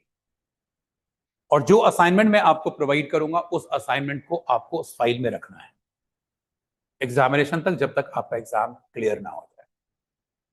और जिस दिन एग्जाम देकर हम निकलेंगे, मैं आपको बताता जाऊंगा जो जो मैंने आपको कराया था उसमें कौन कौन से क्वेश्चन आपके एग्जाम में आए, जिससे कि हमारा सिलेक्शन। तो हम लोग पढ़ाई जो करेंगे वो सिलेक्शन वाली करेंगे, 5 ईयर प्लान पे हमें नहीं जाना है। जितनी जल्दी एग्जाम क्लियर हो जाए उतना बढ़िया हमारे लिए, ठीक है। तो नेक्स्ट क्लास में आप लोगों से मुलाकात करेंगे। अभी जो नेक्स्ट टॉपिक सब्जेक्ट होगा उसी क्लास में आप लोग लेकर देखिए। और मेरे से मिलने के लिए आपको ऑफिस में आकर एक बार पता कर लीजिएगा, फिर मिलते हैं आप लोगों से, ठीक है। Thank you so much, have a good time. एक बात जो एनालिसिस है मैं आपको बता दूं, पहली क्लास में आप लोगों में से किसी को भी देखकर मुझे नहीं लगा कि आप लोग पहली बार तैयारी कर रहे हो। मतलब क्या है, बेसिक्स आपके स्ट्रांग है। और कंपटीशन में वही बच्चा आगे निकल पाता है जो ग्रैब करता है क्लास। आपसे बात मैंने इसलिए की, फ्रेशर होकर भी आपने इतना शानदार आज आप लोगों ने आंसर निकाला है, आप एक एक चीज को सीख रहे हो, मतलब आपका इंटरेस्ट तो है गवर्नमेंट जॉब की तरफ जाने का, तो आप अपने एग्जाम को निकाल पाओगे, ठीक है ना। तो wish you all the best. बाकी हम लोग मुलाकात करेंगे, फिर मुलाकात होगी आप लोगों से, ठीक है। थैंक यू सो मच बच्चे।